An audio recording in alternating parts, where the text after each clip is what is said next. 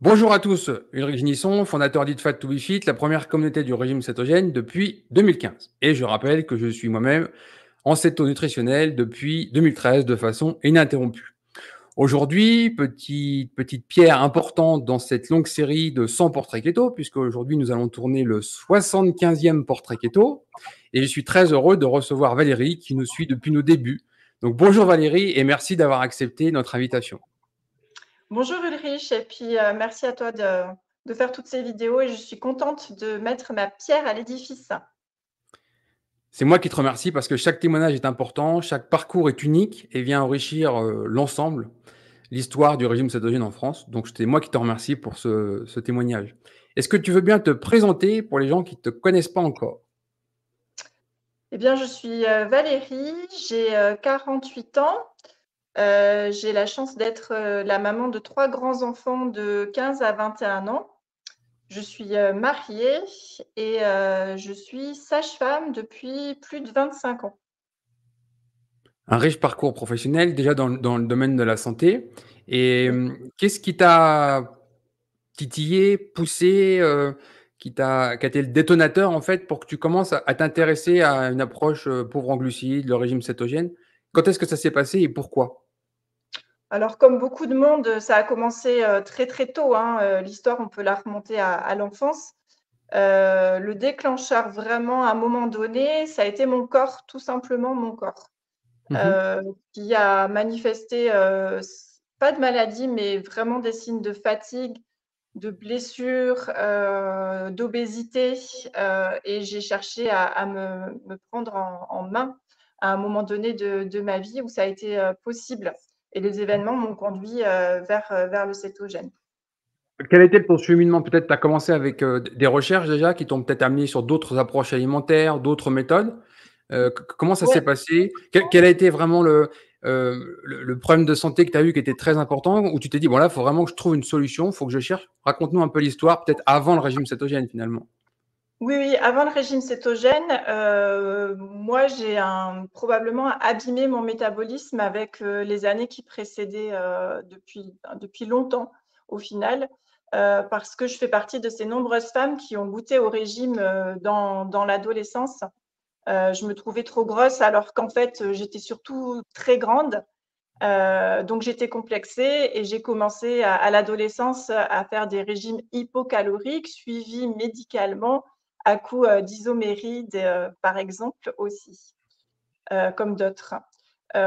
Finalement, j'ai pas été malade plus que ça. J'avais un poids, et une taille, normale. Enfin non, moi je mesure 1,83 m, donc je suis quand même un peu hors norme, pour une femme. Enfin en tout cas, je fais partie des grandes. Mais j'ai pas voilà, j'étais, dans la vie d'adulte, facilement. J'étais pas en surpoids, hein. Quand je me suis mariée, je faisais 80 kilogrammes, voilà. J'ai grandi avec une mère, malade.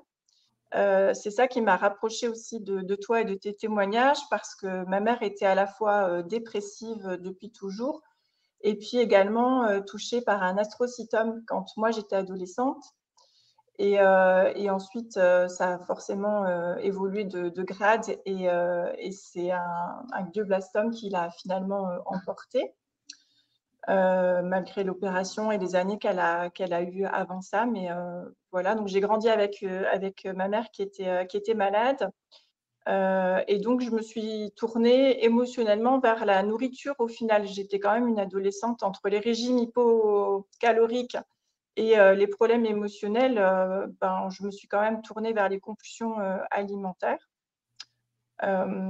Ensuite, par mon métier de sage-femme, ben, je me suis fait des gardes de nuit, des roulements infernaux. J'ai beaucoup travaillé, de nuit à l'hôpital, quand j'avais mes enfants jeunes, justement pour être plus présente à la maison. Donc maison dans la journée, garde de nuit, à l'hôpital, enfin voilà quoi, un rythme de fou. Plus, les grossesses, les allaitements, la parentalité. J'ai eu à cœur de faire beaucoup, beaucoup de choses pour mes enfants. C'est d'ailleurs, mes enfants, ma première fille qui m'a poussée à faire des choix hors normes parce qu'à l'époque, j'ai fait des choix dans la parentalité que les autres, faisaient pas forcément. J'étais déjà avec des choix différents. Je faisais pas comme tout le monde Et j'avais 26 ans. J'avais 26 ans et je ne faisais pas comme les autres. J'étais curieuse, je cherchais des solutions et la bonne façon de faire pour plein de choses, pour mes enfants en tout cas. Donc, on peut dire que j'ai fait des méthodes alternatives déjà à l'époque, mais versant parentalité. Au final, j'ai fini après mes 3 grossesses avec une obésité. Je pesais jusqu'à 117 kilos. Donc, bon, ça, à la rigueur, j'étais pas diabétique, j'étais pas, voilà, j'étais juste obèse finalement. Je me sentais pas bien dans ma peau. J'ai essayé de prendre soin de moi, de mes émotions, de mon côté psychologique, en pensant que ça allait pouvoir arranger un petit peu les choses. Mais ça n'a pas suffi parce que je l'ai su après, mais finalement, j'étais dans un brouillard mental, dans une fatigue psychologique vraiment importante. Je faisais tout ce qu'il fallait pour mes enfants. J'ai monté mon cabinet de sage-femme libérale en même temps, hein. Mon petit, il était bébé quand j'ai changé mon activité et que j'ai monté mon cabinet. Donc, ça faisait quand même beaucoup de stress aussi. Mais prendre soin de sa tête, psychologiquement, ça n'a pas suffi, quoi. Et puis mon corps, il s'est réveillé, il s'est dit quand même, t'exagères. Donc j'ai eu des lumbagos à répétition, cloués au lit pendant une semaine, vraiment très, très, très douloureux avec 3 enfants en bas âge. Beaucoup de colère contre ces incapacités à vivre, à travailler, à m'occuper de mes petits, etc. Je me suis également blessée au genou, forcément, bêtement d'ailleurs, mais bon voilà, les genoux aussi m'ont appelée et donc j'ai cherché des solutions. Il était hors de question que je sois, à 30 ans comme ma mère, a pu l'être, dépressive et pas bien dans sa vie et cetera. Donc moi, je voulais être en pleine santé pour moi et pour mes enfants, ma famille et mon travail aussi. Et j'ai fait des recherches, je suis tombée, ça devait être en 2011 ou 12. J'ai découvert le travail de Christophe Cario, qu'on n'a Mhm. peut-être pas cité dans tes vidéos, mais qui parlait déjà vraiment de beaucoup de choses, que ce soit sur l'alimentation, mérite tes glucides. Je me suis retrouvée dans ses descriptions d'intolérants aux glucides d'ailleurs. Il parlait déjà de la respiration, de la mobilité. Donc, bah, moi, je suis allée à fond, comme toujours quand je fais quelque chose. Je suis vraiment allée à fond dans ces programmes sur matériel de sport et j'ai commencé à bouger. Alors, bouger quand on fait plus de 100 kilos ben, et qu'on n'a pas de temps, c'était 20 minutes le matin de vélo elliptique et puis après, ça a été du tapis, ça a été des élastiques, ça a été des poids, ça a été ces programmes, mais 20 minutes par 20 minutes sur la semaine, ça finissait par faire et puis ça finissait par payer aussi, il faut dire ce qui est. Et j'ai pu récupérer et mon dos et mes genoux vraiment à la force de ma volonté. Mhm. Je connaissais déjà l'alimentation pour plein de raisons, hein. J'avais connu Signalé, Kousmine, parce que j'avais quand même beaucoup de troubles digestifs, des maux de ventre, ces fameuses compulsions qui étaient là quand même. Je cherchais vraiment des solutions. J'ai essayé le sans gluten, le sans produits laitiers et puis le sans céréales qui marchait vachement bien, le sans céréales quand même. Mais c'était encore pas trop ça. 2013, je dirais, j'ai dit stop, stop, ça peut pas, voilà, j'ai besoin d'aide. J'étais peut-être à 95 kilos, donc j'avais quand même déjà perdu du poids et repris un peu du mouvement et du sport et de la santé, tout ça en autodidacte. Mais je me suis dit, là, il faut que j'ai besoin d'aide, je vais aller voir une nutritionniste. Et la nutritionniste, elle m'a embarquée dans un régime hyper protéiné. Et j'ai choisi le hyperprotéiné avec les produits industriels, là, les sachets, les cakes, etc. Et ça a marché, mais alors super bien, vraiment royal. J'ai perdu 30 kilos en 2 mois, enfin un truc de fou. Et puis la tête, ça allait pas trop, le ventre, ça allait pas trop.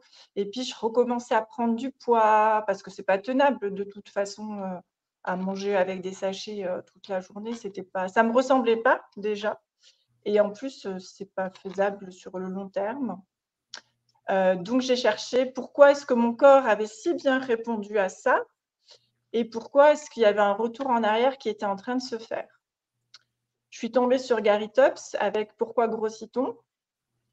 Et ça a été la révélation, en fait. Je me suis retrouvée dans sa description de quand j'ai faim, je mangerai un âne, quoi. Enfin, vraiment, c'était. Les gens ne comprenaient pas autour de moi, mais quand j'avais faim, bah, j'avais faim, quoi. Il n'y avait rien d'autre qui existait. Gary Tops l'explique très bien. Ouais. Et puis, bah, je crois qu'on était en 2015. Eat Fat to Be Fit était sur Facebook, j'y étais aussi. Il y a eu le crowdfunding pour des fonds pour ouvrir le site, bah, j'y étais aussi. Et voilà. Et puis après, j'ai toujours beaucoup apprécié ton caractère et ton expertise, même si tu m'as envoyé au plot assez régulièrement quand on faisait des commentaires ou comme ça, parce que tu as une forte exigence. Et moi, je suis curieuse de tout, mais je ne comprends pas forcément tout. Donc, j'ai creusé, continué à explorer toutes les pistes que tu pouvais donner. Et comme j'aime expérimenter, découvrir, bah, je me suis plongée vraiment dans le cétogène en 2015. Donc, tu découvres le régime cétogène 2015. Gary Taubes a certainement dû susciter ton envie d'aller beaucoup plus loin parce que c'est vrai que son livre Pourquoi nous grossissons est remarquable de simplicité. Et il est à l'origine de la grande. C'est toujours officiellement une théorie sur l'obésité, le surpoids, etc. Pour faire simple, en quelques mots, il explique très simplement que toute l'épidémie d'obésité aujourd'hui dans le monde est l'équivalent du niveau énergétique d'une demi-pomme mangée tous les jours sur toute une vie. Donc ça représente rien. Et on s'aperçoit qu'en fait, il y a beaucoup d'autres mécanismes que simplement les calories qu'il faut étudier pour comprendre tout ça. Et Gary Taubes, c'est pour moi un très très bon vulgarisateur. C'est simple de noyer tout le monde dans des choses très compliquées, mais c'est un vrai métier et c'est très complexe de rendre simple des choses complexes. Et Gary Taubes a cette facilité. Moi, je l'aime beaucoup aussi. Et Oui, et puis j'ai lu beaucoup d'autres auteurs, hein, Perlmutter, l'américain, qui m'a aussi éclairci vraiment cette histoire de glucides sur le cerveau, parce que finalement, quand j'ai commencé le cétogène, bien sûr, c'était pour le corps, pour le poids, mais surtout, ce que ça m'a apporté immédiatement, c'était cette clarté d'esprit, cette envie d'apprendre davantage,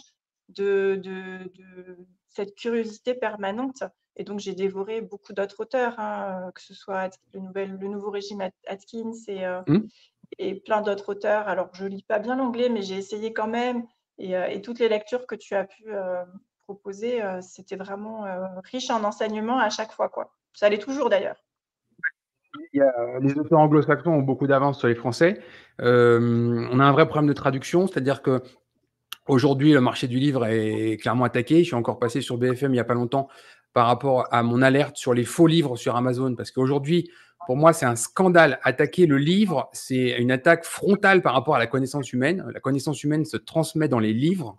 Et donc, à partir du moment où on désacralise le livre, où on décrédibilise le livre, ça veut dire que les gens ne vont plus avoir accès à des sources d'informations fiables. Si vous avez 100 livres devant vous et que vous avez 80% de ces livres qui sont littéralement des merdes avec que des conneries dedans, comment vous allez faire pour avoir la certitude que ce que vous lisez est juste? Et donc, pour moi, le livre est important et les auteurs sont importants. Et dans la zone anglo-saxonne, il y a beaucoup de très bons auteurs qui, malheureusement, ne sont toujours pas traduits en français. Du coup, la zone francophone est relativement isolée de certaines connaissances. Moi, je connais plein de très bons livres. Ils sont traduits en 8, 9, 10 langues et ils ne le sont toujours pas en français. C'est vraiment un vrai scandale. Malheureusement, la traduction coûte cher. Si on veut une bonne traduction, c'est long, donc ça se paye. Et derrière, sur des livres un peu pointus, les francophones ne sont pas forcément très demandeurs de ce livre très pointu, très technique, etc. Bon, il faut faire avec ce qu'on a. Le livre que tu cites de Finet, Volek et Westman, donc la réécriture des écrits d'Atkins, c'est vraiment excellent aussi. C'est une base très intéressante, très utile. Et après, il y a plein de livres. Dr Perlmutter, David Perlmutter, qui est neurologue en Floride, très bon aussi. Il en a écrit plusieurs. Il y a vraiment beaucoup de pionniers qui sont en zone anglophone, qui sont intéressants à lire parce que quand on veut aller plus loin que l'initiation, entre guillemets, quand on veut aller sur des points techniques pointus pour inverser une pathologie, des choses comme ça, eh bien, ça existe qu'en anglais. Typiquement, je cite toujours le grand livre qui fait référence sur le diabète de type 1, qui est toujours pas traduit en français, alors qu'il a été publié il y a de mémoire plus de 20 ans. C'est un vrai scandale parce que quand on n'a pas lu ça, on ne peut pas bien comprendre ce qui se passe au niveau du diabète de type 1 et l'approche keto low carb. Bon, voilà, mais il y en a plein dans les tuyaux qui pourraient être traduits et qui seraient certainement très utiles en France. C'est certain. C'est comme le reste, il faut être suffisamment curieux pour aller creuser, vérifier, est-ce que c'est un vrai auteur, est-ce que la source est intéressante, et il faut être critique Oui. quand on lit, etc. Mais je vais prendre un autre exemple qui est aussi un vrai scandale. The Salt Fix de Dean Cantonio, par exemple, sur le sel. Lui, il est de mémoire, il est traduit en 8 langues. Hein. Il a fait plein de vidéos, il est médecin, il est chercheur, il publie des études scientifiques. C'est un scandale que son livre ne soit pas traduit en français. Et j'ai publié des vidéos, une vidéo d'interview que j'avais achetée à mon ami qui vit en Californie, qui l'avait interviewé. Quand on avait payé les sous-titrages, c'était il y a 5 ou 6 ans déjà. Donc, il ne s'est rien passé depuis. Quoi. Le livre n'est toujours pas traduit en français. Hein. Donc, on est isolé. Donc, tu découvres le régime cétogène. Comment ça se passe au début? Comment tu comprends ça? Comment tu mets ça en place? Combien de repas? Qu'est-ce que tu manges? Et puis, éventuellement, les premiers bienfaits que tu obtiens déjà à cette époque-là. Alors, ce que je fais dès le début, c'est quand même trois repas en général. Je garde des légumes. Je vais chercher alors les œufs tous les matins, des œufs, de la viande, du poisson. Moi, j'ai toujours cuisiné. J'ai toujours fait la cuisine. Donc, dans la famille, ça, c'était pas un souci.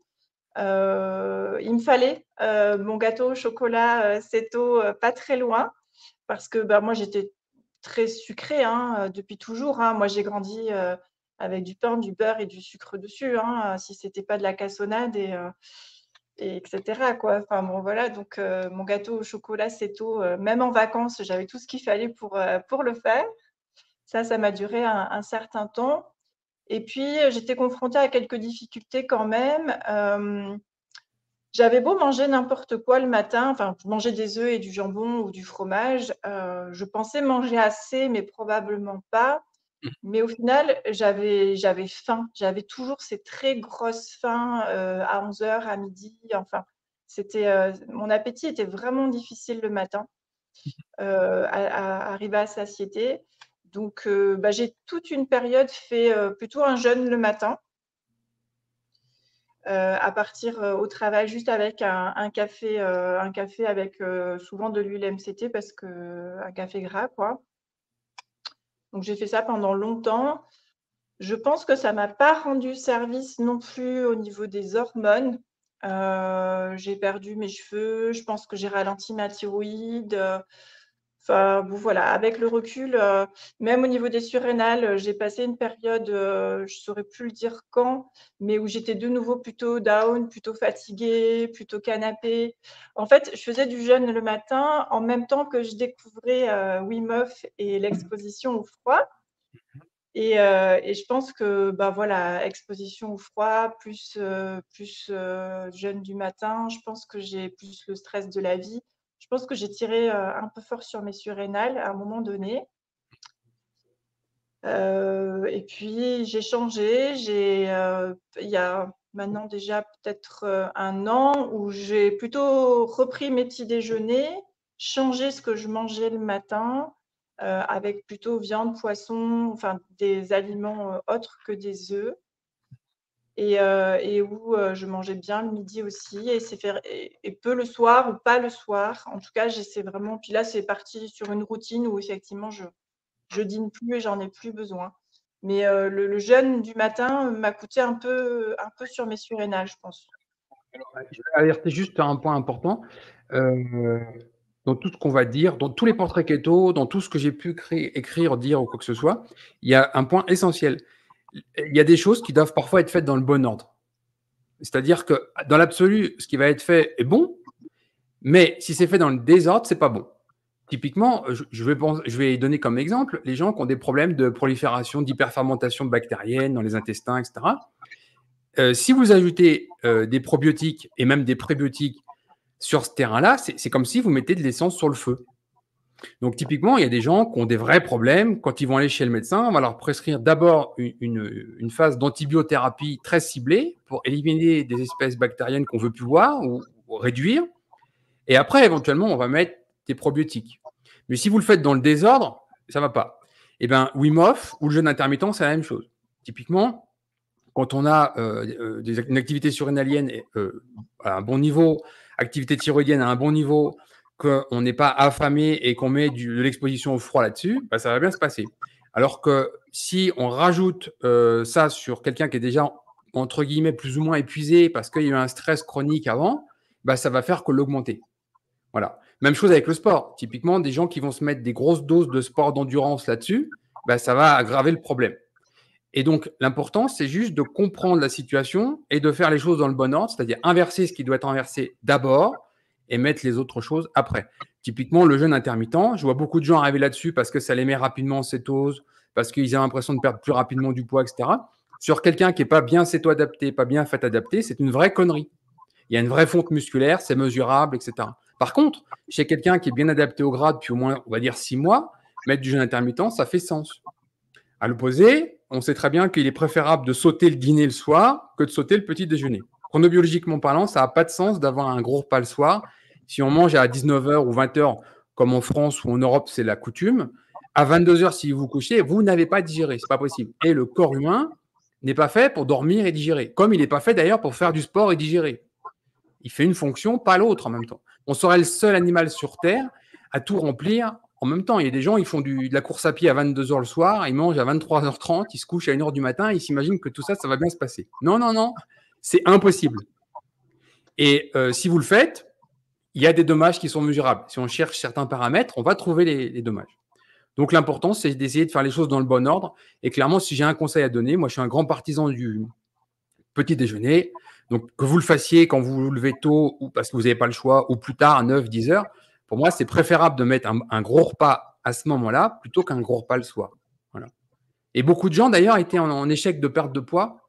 Ils avaient une perte de poids qui était ralentie, etc. Juste en inversant, c'est-à-dire qu'en prenant un gros petit déjeuner à la place d'un gros dîner, ils ont eu une perte de poids qui a été relancée. C'est la preuve, en fait, que le petit déjeuner est vraiment important. Est-ce que tu m'entends toujours? On a peut-être une attente. Moi, je t'entends, oui. Oui. Les choses s'apprennent au fur et à mesure que tu les testes, au fur et à mesure que tu les apprends et que tu les mets en pratique. Donc, après, tu peux voir si tu as fait des erreurs. Mais quand tu les fais, en fait, moi, je suis du genre à aller à fond. Donc, j'avais des pics, même on va faire je tirais fort dessus. On va faire une petite pause, juste le temps de retrouver une bonne connexion, parce que là, on a une baisse de connexion. On fait une petite pause. Voilà. Excusez-moi pour cette interruption, mais on ne maîtrise pas les débits Internet. Donc là, en espérant que ça aille mieux avec Valérie. Donc, tu me disais que tu voulais témoigner qu'il était important pour toi d'expérimenter les choses. Oui, et d'abord une compréhension et un retour. Et le retour de son corps, écouter ses sensations, etc., bah, c'est pas toujours inné. Enfin, moi, je suis du genre un peu au mental, quoi. Donc, tant que ça passe, ça passe. Mais ça peut casser aussi des fois. Oui, mais je suis d'accord. Tu as parfaitement raison. Il faut expérimenter les choses et on ne peut pas vraiment savoir si on ne les a pas expérimentées. Mais moi, mon travail, en fait, c'est d'éviter qu'il y ait un maximum d'erreurs évitables qui soient faites. Typiquement, quand je dis aux gens, faites attention au sel, c'est pas juste parce que j'ai des actions dans une entreprise qui fabrique du sel. Non, non. C'est juste parce que j'ai eu des centaines d'emails en me disant, j'ai commencé le régime cétogène depuis 3 jours, j'ai mal à la tête, j'ai pas d'équilibre, j'ai en hypotension. Et ça, je l'ai eu des centaines de fois. Donc, quand on l'a expérimenté en long, en large, en travers, on dit aux gens, attention au sel. Et puis après, il se passe la même chose. On peut parler de résistance training, on peut parler de type d'acide gras, on peut parler du niveau de protéines, de chronobiologie, de tout ce qu'on veut. Il y a des grandes lignes en fait qui s'appliquent à tout le monde, où personne en fait ne passe à travers. Où pour moi, il était important d'alerter juste pour éviter aux gens de faire des erreurs. Typiquement aussi les problèmes de constipation, les problèmes de carence alimentaire, des choses comme ça. Donc, c'est là-dessus que je communique en fait, juste pour éviter que les gens fassent des erreurs qui sont faciles d'éviter. Voilà. Absolument. Moi, ce qui m'a aidé à réguler un petit peu le côté récupération, effort, etc., ça a été la métrique avec la Babura notamment, tu vois. Je me suis aperçue qu'effectivement, je donnais pas assez d'importance à la récupération et je tirais trop fort sur la corde au final entre des Mmh. entraînements de sport ou voilà, le manque de sommeil parfois ou enfin, je trouve que des fois, il faut comprendre et avoir un retour métrique, ça aide beaucoup aussi. Je suis d'accord. C'est pareil, j'ai pas d'action chez Oura, hein, le tracker métabolique. Ça fait, je sais plus, 6 ans que j'en parle, je crois, de mémoire. J'ai été un des premiers en France à avoir ça. J'ai expliqué aux gens qu'il était idéalement, quand on peut le faire financièrement, on peut s'en passer, on peut faire tout ce qu'on veut sans Bagoura, c'est pas obligatoire. Mais quand on veut améliorer les choses et avoir des métriques, comme tu as dit, c'est super important parce que beaucoup de gens croient mais ne savent pas. Typiquement, moi, par exemple, pendant longtemps, j'ai cru que j'avais un bon sommeil parce que quand je me couchais, je m'endormais en 5 minutes, que je passais une nuit sans me réveiller et que je dormais 9 heures. Donc, à partir de là, je me dis, bah, je dors bien, moi, j'ai pas de problème de sommeil. Sauf que quand j'ai commencé à utiliser ma bague, je me suis rendu compte que j'étais qu'à 30 minutes de sommeil profond, ce qui est une catastrophe. Maintenant, je suis à 2h30 en moyenne, parfois 3 heures. Bon, mais j'ai fait des choses pour arriver à 3 heures. Mais si j'avais pas eu ces métriques, j'aurais pas pu le deviner. Pour avoir ces données-là, il faut aller dans une clinique du sommeil. Vous allez dormir allongé avec plein de capteurs et on va avoir plein de chiffres. Et personne ne le fait, ça, à part des gens qui sont vraiment dans des états très dégradés avec de vraies maladies qui mettent en danger leur vie. Cette bague-là, elle permet de le faire chez vous avec les données sur votre smartphone, des données précises, parce que Oura Ring, il y a beaucoup de science derrière. Ils ont comparé ça avec beaucoup de matériel, c'est fiable. Et là, on parle du sommeil, mais il y a d'autres choses comme le rythme cardiaque, la saturation en oxygène maintenant, le HRV, la température corporelle pour les femmes, ça peut être intéressant. Donc, cette bague, elle donne des métriques. Et les métriques, dans tous les domaines, c'est important parce que ce qu'on ne mesure pas, bah, finalement, on l'imagine, mais ça n'existe pas vraiment. Voilà. Et parfois, on se trompe parce qu'on s'imagine que tout va bien, sauf que quand on a mesuré, ça ne va pas. Voilà. Moi, ça m'a aidé à comprendre certaines probables intolérances digestives ou difficultés à digérer. Parce que quand j'ai repris à manger le matin, par exemple, et que j'étais en tachycardie toute la matinée, il a fallu que je cherche à savoir pourquoi est-ce que j'étais en tachycardie le matin, juste parce que j'avais mangé des œufs, de l'avocat et du jambon, quoi. J'ai cherché vraiment, même au niveau des intolérances, au niveau du ventre, tout ce qui va être ballonnement, difficultés digestives, etc. Certaines métriques, j'arrive à faire le corrélaire entre ce que moi je ressens et soit sur le cycle avec la Bagoura ou avec le calendrier, soit sur la tachycardie, le niveau de stress. Moi, je me suis Mhm. aperçue que si je mangeais trop gras, eh ben, mon niveau de stress, mon rythme cardiaque était bien trop. Mon corps, il peine vraiment à digérer le gras. Je, déjà, je fais des efforts sur le HCL. Là, je prends avant les repas pour mieux digérer les protéines, etc. Ça est en train de s'améliorer notablement. Mais je sais que les graisses, il faut que j'y aille avec une certaine parcimonie parce que sinon, mon corps, il va vraiment fatiguer Tout type à de digérer graisse. ça. C'est-à-dire, tu as fait des tests entre des graisses saturées, des plutôt courtes, chaînes longues, polyinsaturées, monoinsaturées. Parce qu'il y a des grandes différences entre. Hein. Alors, en fait, je mange essentiellement des graisses saturées. Mhm. Et de la C8 dans mon café parce que j'aime ça. Mais sinon, ça sera, si je rajoute du gras, c'est du beurre, ou de la graisse de bœuf ou du saindoux. Après, ça sera des morceaux de viande grasse. Je fais attention aux animaux, à leur façon d'être élevés, à leur production. Mhm. Mais oui, si je dépasse ma capacité à digérer, si je fais la gourmande sur certaines choses bien grasses, je sais que je vais fatiguer à digérer, quoi, clairement. Le vrai problème, en fait, dans tout ce genre de choses, c'est pour ça que c'est pour ça aussi que je suis aussi exigeant, c'est que l'importance, c'est d'aller cibler le vrai coupable, toujours. Typiquement, énormément de gens ont incriminé le gluten d'être problématique et sont aperçus que quand ils retiraient les produits riches en gluten, ils n'avaient plus de problème. Du coup, c'était dans leur tête sûr, clair et net, c'était le gluten le problème. Sauf que la science nous explique que 9 fois sur 10, le gluten n'a rien à voir dans le problème et que c'est des molécules qui accompagnent le gluten dans ces produits, typiquement les lectines. On sait très bien que les lectines qui vont être dans le blé ou dans d'autres sont très problématiques. Il y a eu une grande étude qui avait été faite avec des barres, avec double aveugle, etc. Et on s'est aperçu que des gens qui avaient soi-disant des problèmes, alors je ne parle pas d'allergie au gluten, hein, je parle de gens qui sont intolérants au gluten. Allergie, c'est encore une autre catégorie. Eh bien, ceux-là, quand on leur mettait des produits avec du gluten, ils n'avaient pas de problème. 9 fois sur 10. Par contre, ils avaient des problèmes avec les lectines. Donc, le coup, c'est de bien identifier le problème. Et typiquement, certains problèmes de tachycardie, des choses comme ça, on sait très bien qu'il y a une relation avec les histamines qui est importante. Il suffit, par exemple, que ta viande grasse soit une viande relativement maturée à 28 jours ou des choses comme ça, et les problèmes d'histamine vont arriver. Et les problèmes d'histamine, en fait, ils masquent beaucoup de choses. Les gens, ils savent pas identifier. Toi, tu vas manger un morceau de bœuf gras et tu as un problème d'histamine, donc tu es déjà saturé en histamine, tu décomposes mal l'histamine, etc. Tu vas avoir ces problèmes de tachycardie.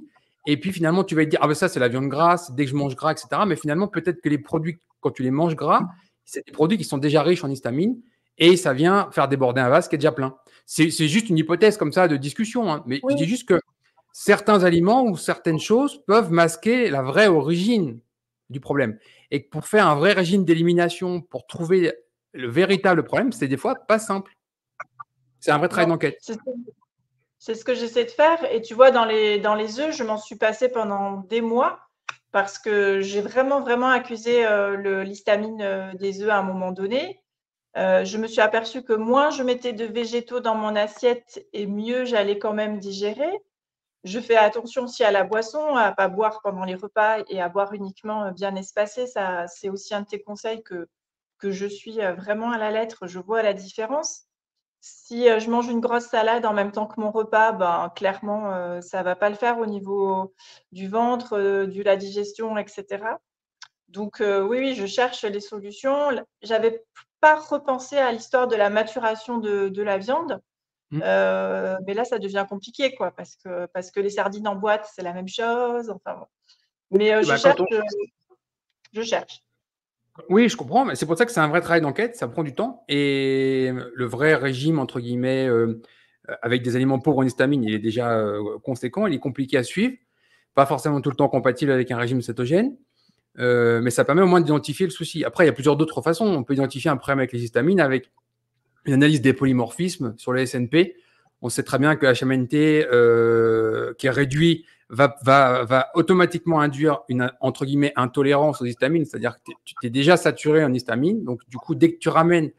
pour faire simple, en fait, l'histamine, c'est quelque chose de très fondamental dans le corps humain. C'est indispensable pour notre immunité, etc. Le vrai problème, c'est quand c'est un peu déréglé et qu'on en a trop.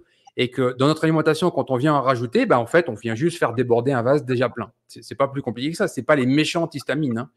Il y a des gens, ils mangent des quantités d'histamine incroyables, il ne se passe rien. Et il y a des gens, ils en mangent un peu de choucroute et ça y est, c'est la catastrophe. Bon.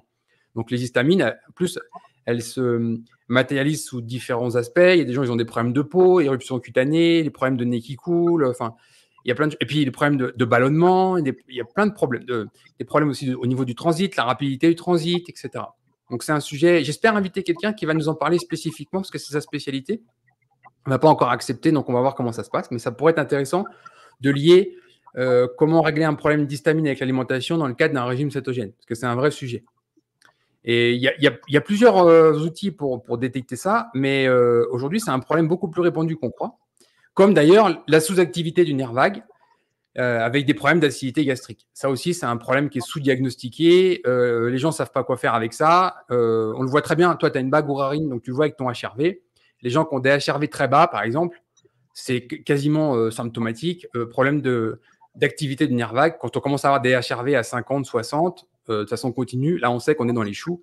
Alors que quelqu'un qui va avoir un bon niveau d'activité du nerf vague, il va être à 120, 130, 140, 150, 160 de HRV. Voilà. Encore des métriques. Je ne vais pas te donner mon chiffre parce que tu vas être catastrophé. Je dois avoir un gros problème de nerf vague. C'est courant. Pour moi, tu n'es pas un cas isolé. Mais c'est des sujets passionnants, mais j'aimerais pouvoir apprendre encore sur ces sujets-là. L'histamine est aussi souvent en adéquation avec les hormones féminines, l'œstrogène. Oui, tout à fait. Et je ne te dis pas, les fluctuations œstrogène, progestérone des femmes à mon âge, c'est aussi compliqué. Donc, oui. Moi, je trouve bien les fluctuations en fonction du cycle ou du pseudo-cycle parfois. Enfin, c'est tout le temps en mouvance. C'est bien, hein, le corps humain change tout le temps, mais on a toujours de quoi apprendre. Ça, et disons que l'homme, le mâle, est plus facile à diagnostiquer, c'est plus stable. La femme a son cycle dedans, et donc du coup, c'est plus mouvant, c'est un peu plus complexe, à appréhender. On a un super test aux États-Unis que moi, je fais utiliser depuis longtemps, le Dodge Test, qui est un test sur les urines. Alors, c'est des bandelettes séchées qui permettent de collecter les urines sur 28 jours complets. Le test, il coûte, je crois, 850 ou 900 $ maintenant. Tu as vraiment la totale jusqu'au niveau de cortisol avec des bandelettes salivaires, etc., etc. Le résultat, enfin, le rapport est extrêmement complet, extrêmement intéressant. Le problème, c'est qu'un, il est coûteux. Et deux, il faut généralement pas en faire qu'un, puisque si tu en fais un, ça te fait un bilan. Et éventuellement, si tu fais des choses, bah, il va falloir faire une deuxième analyse pour contrôler. C'est forcément pas à la portée de toutes les bourses. Et il y a, à mon avis, à ma connaissance, pas ce genre de choses en France. Mais ça permet encore une fois d'avoir des données, d'avoir des chiffres en fait. Qu'est-ce qui se passe? Où tu en es au niveau hormonal? Un panel complet, particulier chez la femme. Voilà. Donc, il n'y a tout pas ça, un c'est seul des... régime cétogène. Le régime cétogène évolue vraiment sur la vie et sur ce qu'on en fait, etc. Tu l'as toujours dit, mais c'est une réalité. Moi, je ne peux pas te dire, je ne mange pas du tout pareil qu'il y a 4 ans ou qu'il y a 7 ans, clairement pas. Bah, en fait, on pourrait dire qu'il y a une forme de grande ligne directrice sur un bon régime cétogène bien formulé. Maintenant, quand on utilise le régime cétogène dans une approche particulièrement thérapeutique, eh ben là, on peut avoir des besoins très différents et on peut vraiment ajuster plusieurs curseurs pour inverser cette pathologie. Du coup, là, c'est vraiment un régime cétogène personnalisé, on va dire, avec un objectif. Absolument. Mais les grandes lignes sont à peu près tout le temps les mêmes sur le nombre de repas, sur la quantité de protéines, l'aspect au niveau des lipides, plutôt des graisses saturées, des graisses mono ou polyinsaturées. On sait aussi l'importance EPA, DHA, on sait l'importance des micronutriments, tout ça. Donc, c'est des grandes lignes qui nous disent, bah voilà, si vous mangez de la viande, du poisson, des crustacés, de bonnes sources de gras, avec ou sans produits laitiers selon les goûts, avec ou sans produits végétaux selon les personnes, avec certaines intolérances, etc., on arrive à faire un régime cétogène, entre guillemets, relativement simple et complet, qui apporte tous les micronutriments aussi. Simple avec des astuces, parce que pour pouvoir intégrer des abats, pour pouvoir intégrer assez de protéines, pour pouvoir avoir accès à des bonnes sources d'aliments, suffisamment de nutriments, je me suis repenchée sur la question grâce à tes vidéos. Waouh, il faut y aller pour avoir toutes ces cases remplies sur Chronométer 1. Et je l'ai toujours dit, je sais plus, je crois que de mémoire, en 2015, quelque chose comme ça, j'expliquais en gros, si vous voulez faire un régime cétogène bien formulé, ben, il faut vous y mettre. Et ça vient pas tout seul. Typiquement, je me rappelle à l'époque, déjà, Dominique D'Agostino nous expliquait que ses apports en iode, il les faisait avec 3 huîtres qu'il mangeait dans une boîte de conserve, parce qu'ici, on les a au supermarché en boîte de conserve, 3 huîtres tous les matins. Donc, tu peux te passer de supplément d'iode, mais il faut manger tes huîtres tous les matins. Donc, ça s'organise. Et c'est pareil pour tout le reste, le cuivre, le zinc, etc., etc. Donc, tu peux, par une assiette relativement diversifiée, enfin, c'est diversifié dans l'assiette, mais c'est pas forcément diversifié d'une journée sur une autre, c'est régulièrement la même chose, avoir tes apports à la fois en macronutriments et en micronutriments. Bah, c'est mon rythme de vie cétogène maintenant, c'est tout à fait ça. Je vais pas beaucoup fluctuer sur les jours, mais par contre, mon assiette, elle est composée de bons aliments et je les réclame. Si je suis pas chez moi pour une raison ou une autre, ça va me manquer. Même si je vais avoir accès à un petit-déj céto, si c'est pas le mien, ça va me coûter un tout petit peu, quoi. Donc oui, moi, je suis du genre à manger des œufs de truite tous les matins avec un pain de viande que je me fais avec des viandes mélangées et notamment des abats. Voilà, je congèle, je m'en sers tous les jours. C'est des routines, les huîtres aussi souvent que possible. Le tartare d'algues aussi que j'ai mis, que je fabrique moi-même et que je fais et que je conserve et que je mange tous les jours. Voilà, je vais vraiment chercher les micronutriments pour soigner la membrane intestinale qui, je pense, quand même, n'a pas récupéré complètement, améliorer mon sommeil, soigner les douleurs articulaires, les choses, enfin, vivre en santé, quoi, tout simplement. Avec un peu d'organisation, moi, c'est mes routines, quoi, maintenant. Ouais, c'est important de se focaliser sur les macronutriments et sur les micronutriments parce qu'ils sont souvent, quasiment tout le temps négligés. Les gens ne se rendent pas compte que On doit avoir les micronutriments, mais aussi on doit les avoir à 100% en quantité. C'est-à-dire se satisfaire de, je ne sais pas, 25% d'un apport normal en manganèse, ben, c'est problématique à terme. Au bout de plusieurs années de cette carence en manganèse, on aura des problèmes. Même chose avec le magnésium, même chose avec une vitamine A si vous ne mangez pas d'ABA, enfin de foie en particulier, etc., etc. Et les gens, en fait, ne sont pas assez sensibilisés à l'importance des micronutriments parce que ça ne se voit pas, on n'en parle pas assez. En plus, on a une nourriture qui est globalement maintenant de plus en plus industrielle et de plus en plus pauvre en micronutriments. Donc, c'est compliqué. Mais c'est un vrai sujet qui est essentiel. Si celui-là, on le néglige, on ne peut pas réussir le reste. Donc, c'est important. Voilà. Bah, c'est mon souci depuis… Tu sais, quand on goûte à apprendre tout ça, on en apprend tout le temps, tout le temps, tout le temps. Et effectivement, on aménage des façons de faire pour aller vers ces objectifs, quoi. Donc maintenant, tu as 9 ans de régime cétogène derrière toi, c'est ça, si je ne me trompe Oui, pas? c'est ça, Et alors, exactement. quel bilan tu pourrais faire au niveau au moins de ta vie aujourd'hui en régime cétogène? Comment tu la vis? Si tu ressens quelques frustrations? Quels sont aussi les bienfaits, tous les bienfaits que tu as pu tirer de ces 9 années en régime cétogène? C'est-à-dire les problèmes que tu avais avant et que tu n'as plus aujourd'hui. Les bienfaits, bah, écoute, la concentration vraiment au travail. Si je suis pas si je suis pas bien dans mon céto, bah, je suis pas, c'est parce que j'ai fait un écart ou j'ai mangé plus de ceci ou de cela. Je sens vraiment, vraiment la différence dans la concentration au travail. Je suis capable de travailler à 100, à 150, 200% bien concentré. C'est juste génial. Donc, beaucoup, beaucoup sur l'organisation, sur l'énergie constante, enchaîner le travail et la maison parce que ben, une maison bien remplie, c'est comme une deuxième société.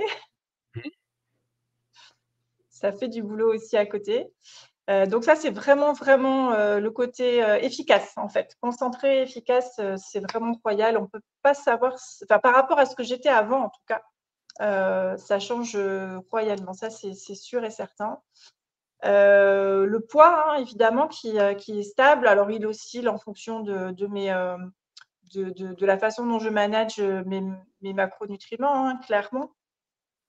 Mais bah, je fais quand même 40 kilos de moins que ce que j'ai fait au maximum. Donc, 40 Oui. kilos, c'est beaucoup. Oui, et c'est surtout, tu les as perdus de façon durable. C'est pas des choses que… Oui. Ça n'a pas été comme le régime protéiné où là, après, tu reprends, etc. Et tu te dis… Bah, là, il y a une fluctuation de 3, 4, 5 kilos en fonction de comment je manage et tout ça.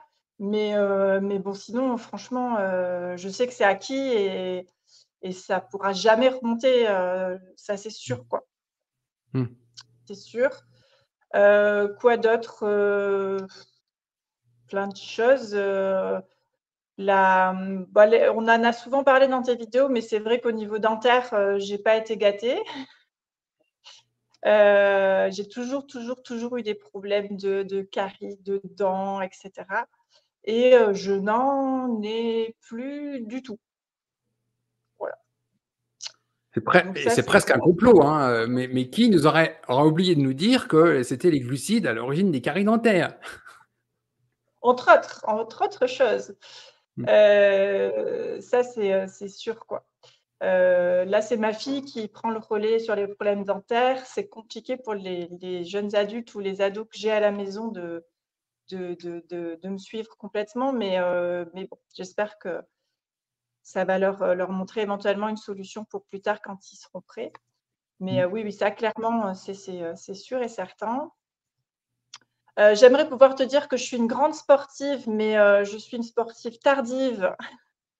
Donc, je fais tout le sport que jamais j'aurais pu imaginer faire, mais à mon niveau à moi. Donc, je suis à 4 ou 5 heures de sport par semaine. Pas des gros niveaux. Mes articulations ne me permettent pas de courir très longtemps, mais je cours quand même. Je fais des entraînements dans une salle de sport. En fait, j'ai passé des années à être autodidacte à la maison et puis j'ai senti les limites de ce que moi je pouvais faire réparer au niveau de mon corps. Et j'ai poussé la porte d'une salle de sport qui fait vraiment du sur-mesure. Chaque séance est différente, chaque séance est particulière avec voilà, une progression, etc. Et ça, c'est vraiment top. Et je m'y astreins avec plaisir, vraiment. Donc, je soulève lourd, de plus en plus du moins. Voilà, je tire, je pousse, voilà, tout ce que j'aime. J'ai toujours aimé ça, au final. Je faisais ça quand j'étais ado, mais bien sûr, je n'avais pas continué. Et là, je m'éclate dans ce que je fais dans cette salle de sport. Donc ça, c'est très équilibrant pour moi aussi. Et j'en aurais pas été capable sans avoir basculé sur le cétogène, ça, c'est sûr et certain. Et puis, j'ai été capable aussi de travailler au niveau émotionnel. Je pense que le cétogène m'a aussi donné la possibilité de travailler ce côté-là, oui, des blessures émotionnelles et du côté psychologique. C'est vraiment important aussi pour se construire et pour évoluer. Donc, ça m'a permis ça aussi énormément. D'accord. Et tes problèmes, tu disais tes problèmes articulaires au tout début de la vidéo, mal de dos, genoux, tout ça, ça va mieux de ce côté-là aussi? Oui, alors le dos, j'ai plus mal du tout. J'ai Mmh. pas eu de lumbago. Je le dois aussi beaucoup au sport, j'imagine. Et puis, j'avais les 2 genoux absolument douloureux en permanence, non-stop, jour et nuit, pendant des années. On m'a dit que je les récupérerais pas, et cetera. Ben, ça m'arrive de les sentir et d'avoir mal, ou si je vais courir un peu trop longtemps, ou s'il y a un changement de temps, ou enfin, ça peut m'arriver de les sentir, mais j'ai plus jamais mal 24/24, quoi. Enfin, jamais. Donc, je sais pas s'ils se sont récupérés. Je sais pas si j'ai encore de l'arthrose, si j'ai mes ménisques qui sont toujours cassés, fendus, et cetera. Mais en tout cas, je vis, je cours, je pédale, je marche, je dors sans douleur, quoi. Donc, je pense que ça a participé. Et j'avais même des douleurs articulaires dans les mains. Le test de l'escalier, tu sais, le matin quand tu te lèves et que tu descends l'escalier. Alors les médecins, ils te disent ouais, mais c'est parce que tu es vieille. Ben non, moi je veux pas, quoi. Je suis peut-être l'âge que j'ai, je l'ai, mais je veux pas, je refuse ça. Là, j'étant presque devenu une maladie maintenant, donc Ouais, c'est ça. oui. Donc, j'ai encore des douleurs, je vais pas te mentir, j'aimerais bien dire que tout est parti, mais bien sûr pas, parce qu'on a tous nos trucs qui coincent à droite ou à gauche, mais c'est sûr que ça me donne, en tout cas, l'occasion de à chaque fois me poser la question de: «OK, tu as mal là, pourquoi? Comment? Qu'est-ce que tu fais pour?» Les micronutriments et le focus que j'ai dessus, c'est aussi pour ça, pour Sont les indispensables. Oui. articulations et Oui. En fait, il y a vraiment 2 clés. La première clé, c'est un régime occidental qui est, alors le terme est, j'aime pas l'utiliser parce qu'il est globalement faux, pro-inflammatoire. C'est bateau comme terme, ça veut rien dire, mais en gros, tout le monde va comprendre quand je vais dire ce mot-là, qui va finalement sursolliciter, détruire nos tissus. Quand on arrive sur un régime cétogène, on arrête ça. Donc on arrête de détruire. Après, quand on veut commencer à reconstruire, bah là, il faut vraiment y aller sur les micronutriments parce qu'il faut amener les briques nécessaires pour reconstruire ce qui a été lésé. Et là, faut vraiment y aller. En fait, faut être au-delà de 100% des apports, entre guillemets, normaux pour pouvoir amener les briques nécessaires pour reconstruire, que ce soit un problème d'arthrose avec du cartilage, une matrice osseuse qui aura été altérée avec des régimes hypocaloriques ou des choses comme ça. Bah, il faut amener des micronutriments vraiment en masse. C'est je important. pense que j'ai passé du temps en cétogène en étant hypoprotéinée. Mmh. Clairement, tu vois, là, je fais 77 kilos, 1,83 m. Je pense que j'ai des besoins de protéines pour mes hormones, pour Mmh. ma masse osseuse qui est assez conséquente, et cetera. Et je pense que j'ai vraiment été frileuse à un moment donné sur les protéines. C'est le cas de beaucoup de femmes, je te rassure. La majorité d'ailleurs. La majorité des femmes étaient sous-alimentées avant le régime cétogène et d'une manière ou d'une autre formulent un régime cétogène où elles sont globalement sous-alimentées, en particulier au niveau des protéines. Et Mmh. alors là, je parle d'un régime omnivore, c'est-à-dire on mange des végétaux et des produits animaux. Mais alors chez des gens qui mangent très peu de produits animaux, c'est encore pire. Et typiquement, alors au début du régime cétogène, il y a une douzaine, dizaine d'années, c'était pas clair. Il y avait vraiment 2 écoles qui s'opposaient avec une vision du régime cétogène très, très gras, relativement pauvre en protéines Et puis une école opposée complètement, où avec beaucoup plus de protéines et moins de lipides, encore moins de glucides. Et finalement, la science a relativement tranché ces dernières années. On sait que les apports importants de protéines ne posent pas de problème, y compris dans le cadre d'un régime cétogène, y compris quand on cherche l'acétose, etc. Et ça l'est encore moins pour des gens, une toute récente étude qui a été publiée il y a quelques semaines, sur les apports massifs de protéines dans le cadre d'entraînement en résistance, comme tu fais, c'est-à-dire avec des poids, des résistances, soit des élastiques, soit des poids, mais à charge lourde, où ils ont fait vraiment des doses massives de protéines, et on voit qu'il n'y a pas de limitation sur une sorte de seuil maximum de protéines pour l'anabolisme musculaire. On continue à amener des protéines, et la création de fibres musculaires est encore augmentée. Et on est sur des niveaux très importants. Donc maintenant, scientifiquement parlant, c'est documenté. Alors, moi, j'ai encore un doute sur les gens qui sont métaboliquement, entre guillemets, pas très sains. Typiquement, des gens qui auraient déjà un diabète de type 2, un métabolisme de base altéré, qui seraient déjà en surpoids, etc. Je ne suis pas un très, très grand fan des apports massifs de protéines dans ces cas-là, parce qu'on s'aperçoit qu'il y a une vraie transformation de ces protéines, désamination, conversion en glucose, etc. Dans ce contexte-là, en particulier chez des gens qui ne font aucun sport. C'est-à-dire que des apports massifs de protéines, en particulier de BCA, donc de chaînes aminées, d'acides aminés à chaîne ramifiée, importantes dans le cadre d'une personne qui aura déjà une sorte de syndrome métabolique, sans sport, sans anabolisme musculaire derrière, pour moi, ce n'est pas optimal. Par contre, chez quelqu'un qui serait métaboliquement sain, qui fait du sport, qui a un régime cétogène bien formulé, qui veut gagner de la masse musculaire, etc., des apports massifs de protéines ne posent pas de problème. Ben là, en réajustant mes apports de protéines sur ces 3 derniers mois, j'ai descendu de 4-5 kilos et que de la graisse, en fait. Bien sûr, ça ne m'étonne pas, ça ne me surprend pas. J'ai nettement vu la différence. J'en suis pas à prendre du muscle, mais j'y travaille. Mais les protéines sont essentielles pour ça. Toi, typiquement, je l'ai vu plein de fois, et tu regarderas dans les commentaires sous nos vidéos, avec des gens qui te disent, en gros, tranquillement, qu'ils prennent 50 grammes de protéines par jour en régime cétogène. Tu vois immédiatement le problème. Donc là, on est dans un cadre affamé, quoi. Et il y en a beaucoup plus qu'on croit. Les gens ont eu peur de ça. Alors, je ne sais pas exactement pourquoi. La célèbre néoglucogénèse, pourtant, dans la Céto Academy, j'ai expliqué les ratios de conversion. Néoglucogénèse, vraiment dans des états métaboliques les plus sains versus les états métaboliques les moins sains, donc la conversion maximale. Le risque néoglucogénèse en régime cétogène, c'est marginal quand même. Ça existe, mais ça reste marginal. Surtout quand on a juste un régime cétogène, soit pour le style de vie, soit pour le sport, etc. Là, ça devient très, très marginal. C'est pour ça que quand je dis aux gens que je mange entre 250 grammes et 300 grammes de protéines par jour, les gens ils disent « Ah non, il s'est gouré, c'est 300 grammes de viande. » Non, c'est 250, 300 grammes de protéines. Voilà. Oui, mais là, tu te heurtes aussi à l'effet de la société qui est quand même pas du tout tendance pro-viande, quoi, tu vois. Quand tu dis aux gens de prendre de la viande, des œufs, du poisson, que ce soit le matin, que ce soit…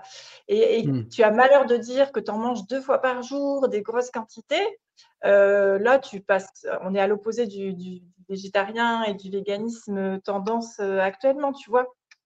Tu sais, on est dans une dérive politique importante, et je dis politique comme Adolf Hitler l'avait fait pendant la Deuxième Guerre mondiale. Tout le régime nazi était vegan ou végétarien. Ils ont imposé ça partout, toutes les têtes pensantes du régime nazi. C'était vraiment une option politique. Aujourd'hui, on est dans la même dérive politique, c'est pas autre chose. Hein.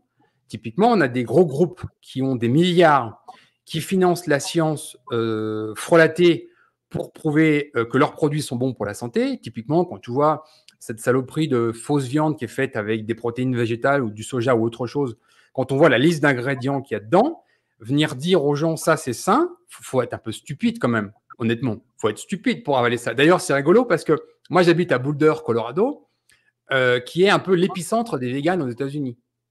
J'ai des restaurants véganes partout, etc., etc. Mais ici, j'ai des vrais véganes que je respecte d'ailleurs et avec qui je peux vraiment discuter. C'est des gens vraiment engagés qui ont un cerveau. Et ce qui est rigolo, c'est de voir que tous les magasins bio qui vendent toutes ces merdes de fausses viandes à partir de soja, etc., ils ne les vendent pas. Je suis d'un endroit où tu as pas loin de la majorité des gens qui est végane ici. C'est juste énorme. Hein. Et à côté de ça, ces produits-là ne sont pas vendus parce que les vrais véganes, ils n'en veulent pas en fait. Les vrais véganes, ils vont faire leurs plats cuisinés à partir de végétaux fabriqués chez eux avec des produits bio, etc. Ils ne vont pas utiliser ces produits ultra transformés. Donc clairement, on a juste presque une dérive sectaire pour moi parce que ces gens-là qui veulent nous corrompre avec ça financent les meilleures universités au monde, Harvard et d'autres. Ils font des études qui sont clairement frelatées avec des gens qui tranquillement touchent entre 50 000 $ et 1 million de dollars par an et en bas de l'étude te disent tranquillement qu'ils n'ont pas de conflit d'intérêt. Hein. Ça ne les dérange pas. Et avec ça, ils te disent aussi qu'il faudrait prendre des suppléments quand même parce que ce n'est pas bien équilibré. Et ils veulent nous faire croire que ça, c'est le modèle pour toute la planète. Donc, clairement, que ce soit au niveau du climat, des soi-disant gaz à effet de serre, du CO2, du méthane, de tout ce que tu veux, il y a un monceau d'âneries, mais monumental, qui est répété en boucle par les médias. Et aujourd'hui, ça fait l'opinion publique. Voilà, concrètement, répéter une connerie 50 fois par jour à la télé, ça devient une vérité. Et ça reste quand même, moi qui échange beaucoup avec les personnes, le public, c'est pas tendance quoi, de dire que tu manges de la viande et que tu manges pas beaucoup de légumes. Non, bien sûr, c'est pas tendance. Mais par contre, les études, elles nous montrent clairement le contraire. C'est-à-dire que quand tu prends, j'ai relu une toute nouvelle étude il n'y a pas très longtemps, 1 ou 2 semaines, hein, qui avait repris toutes les datas des 70 grands méta-analyses sur est-ce que la consommation de viande est bonne ou mauvaise pour la santé. Donc, c'est une méta-analyse de méta-analyse. Et en fait, on s'aperçoit que selon les données qui ont déjà été publiées il y a longtemps, cette méta-analyse mettait en évidence que la viande était mauvaise pour notre santé, 63 mettaient en évidence qu'elle était très bonne pour notre santé. Donc, faudrait se décider quand même. Puis alors, tu as des trucs un peu plus rigolos quand même. Typiquement, tu prends les pays où on mange le moins de viande, l'Inde, c'est l'exemple type, qui a la plus grande quantité de diabétiques de type 2 au monde se trouve en Inde. C'est rigolo quand même. Donc, si la viande était favorable à l'évolution d'un diabète de type 2, ce sera en Inde qu'on l'a. Et puis à l'opposé, on a Hong Kong, où on mange le plus de viande par tête d'habitant. Et Hong Kong, c'est le pays au monde où la longévité est la plus importante. Donc c'est un peu rigolo de voir ça. Et c'est linéaire d'ailleurs. Il y avait une grande étude qui avait été faite, je crois, sur 153 pays sur la consommation de viande. C'est linéaire. Donc si les gens ont envie de se détruire la santé avec un régime végétalien, allez-y, il n'y a pas de problème. Hein. Mais moi, je vais continuer à manger mon steak. Mais j'ai l'habitude de faire les choses différemment des autres. Donc ça m'a pas trop coûté, tu vois, dans le cétogène, de refuser les plats, de dire que non, moi je mange comme ci et pas comme ça, d'apporter à manger, de voyager avec mes affaires, avec ma glacière. Tout ça, c'est rentré dans ma pratique. J'ai une anecdote assez rigolote. Je suis partie en stage Wim Hof dans un séjour, tu vois, à plusieurs. J'ai fait plusieurs stages, mais notamment un. Et je suis tombée avec des crudivores. Et donc, les crudivoristes, pour aller randonner en montagne, ils se baladaient avec 2 gros paniers de végétaux, tu vois. Bien sûr.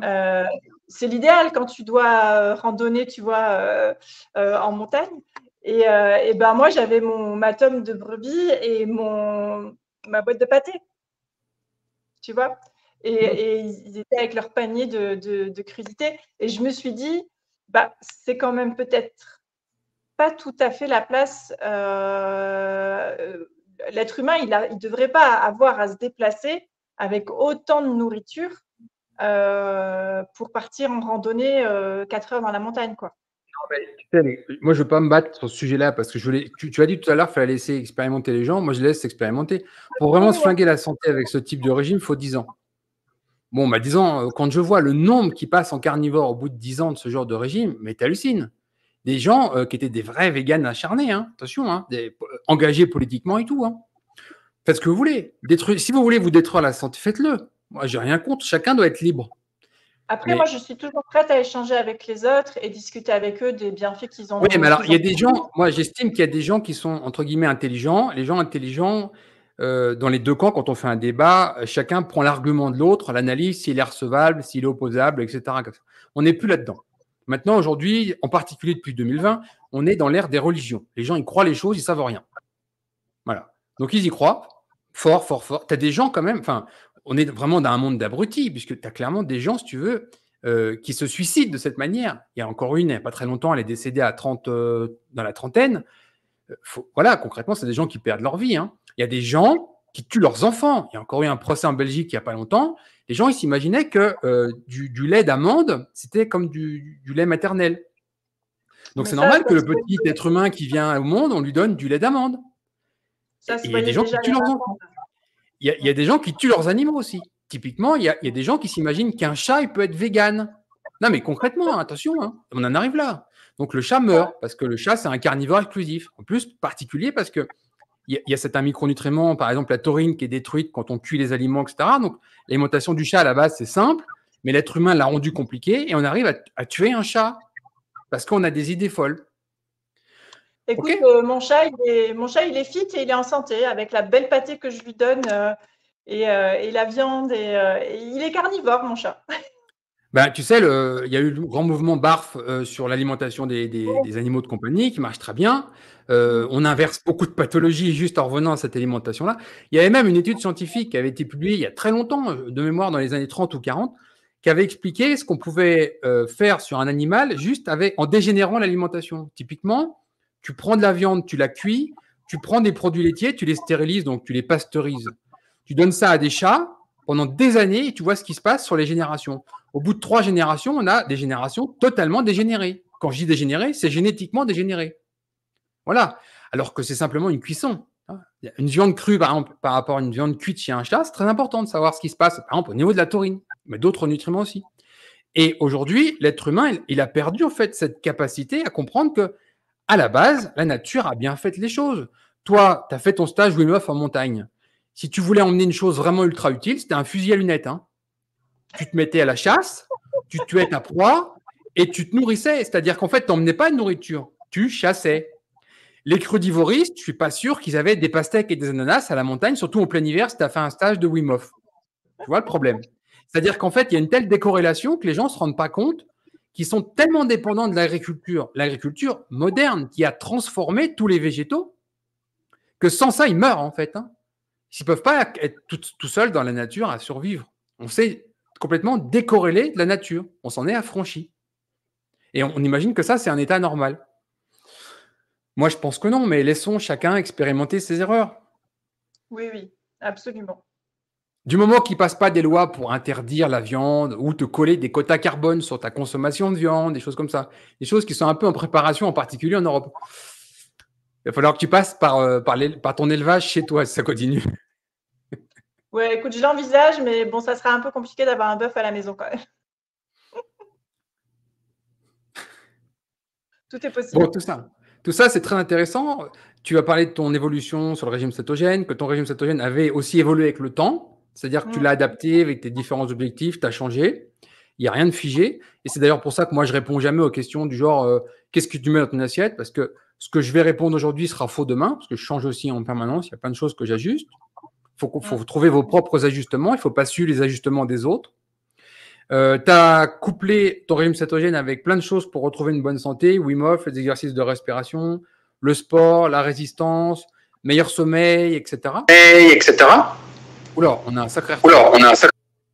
Excusez-nous pour cette interruption, il a fallu régler le problème d'écho violent que nous avons eu. Donc, pour continuer cette conversation, Valérie, j'aurais bien voulu savoir comment ça se passait avec toutes ces années, parce que 9 ans, c'est pas rien, c'est une vraie page de vie. Tu as une grande phase de ta vie où tu seras en cétogène. Comment ça se passe en famille, ton mari, tes enfants, éventuellement aussi les repas de famille, chez ta famille proche, tes amis? Comment ta vie cétogène est perçue? Est-ce que tu as des gens qui t'ont suivi? Est-ce que tu as eu des problèmes avec ça? Comment ça s'est passé? Bah écoute, à la maison, j'ai été longtemps toute seule à faire du cétogène. Finalement, c'est assez simple en famille. Moi, je cuisinais déjà beaucoup de légumes, de viande, de poisson. Je faisais tous mes plats moi-même. Donc, bah, pour les autres, ceux qui veulent, il y avait du riz, il y avait des pâtes, il y a toujours eu du pain au congélateur. Enfin, voilà, il n'y a pas eu de frustration particulière. Moi, je me suis mis au cétogène, j'avais déjà des ados qui m'ont pas du tout suivi. Mais j'ai quand même un tri dans mes placards. Voilà, on peut pas dire qu'ils soient full glucides non plus, quoi. Enfin, du moins quand ils étaient chez moi. Maintenant, ils sont plus indépendants, ils font leur petit chemin tout seuls. Mais ça a toujours été simple de cuisiner et de faire pour tout le monde, en fait. Mmh. J'ai toujours des légumes cuits dans le frigo qu'il suffit de poêler, passer à l'air fryer maintenant ou enfin voilà, j'ai toujours au congélateur d'un morceau de viande, du poisson, il y en a pour tous les goûts, il y a aucun problème sur ça. Mon mari, bah, écoute, il m'a suivie le jour où je lui ai montré Fat Fiction. Très bien. C'est un Donc je très, sais très pas bon documentaire. On remettra le lien en dessous parce que pour s'initier à tout ça, c'est un ouais. excellent documentaire. Alors que tu vois, il y avait déjà eu Sugarland qui était passé. Oui. J'avais fait une animation dans un cinéma, un petit cinéma de quartier ici où il était passé. J'avais parlé de ça. On avait fait des petites iconographies avec les aliments, les toits de sucre, ça. J'avais fait des photos et tout. Mais lui, il me suivait pas encore. Mais par contre, quand j'ai montré Fat Fiction, il m'a dit ah oui quand même. Bon, et il est passé en cétogène. Alors il est un peu plus flexible que moi. Il mange des fruits, par exemple. Voilà, s'il y a du riz une fois par mois, bah, il va prendre du riz parce que voilà. Et après, il est métaboliquement plutôt assez sain, de toujours, sportif, etc. Donc voilà, là, il me suit. Enfin, il suit, on mange ce qu'on mange, quoi. On ne mange pas la même chose parce que, comme tu le sais, chaque cétogène est différent quand même. Donc, on a nos assiettes et voilà. Mmh. Lui, il mange toujours un peu plus de végétaux que moi. Moi, j'ai bien vu que ça m'empêchait de digérer beaucoup. Donc, voilà, on manage ça comme on veut. Mmh. Et les Et pour la enfants, famille, ben, les amis? alors, j'ai converti au cétogène ma sœur, qui a longtemps été végétarienne depuis très jeune. C'est ma sœur aînée, donc elle a été végétarienne avant tous les lobbying et tout ça. Elle a été végétarienne, je pense, à l'âge de 20 ans.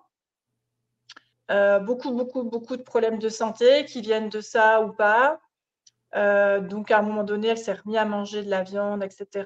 Et puis, ben, on a beaucoup échangé. Elle a sorti les glucides de sa vie, plus de protéines, plus de graisse, enfin, voilà. Donc, c'est pareil, elle fait son cétogène, mais elle est aussi cétogène. Et elle en trouve des bénéfices, même si tout n'est pas soigné, mais elle en trouve des bénéfices certains. Mmh. Quelques amis qui, pour la plupart, font quelque temps, arrêtent, reprennent. Bon, voilà.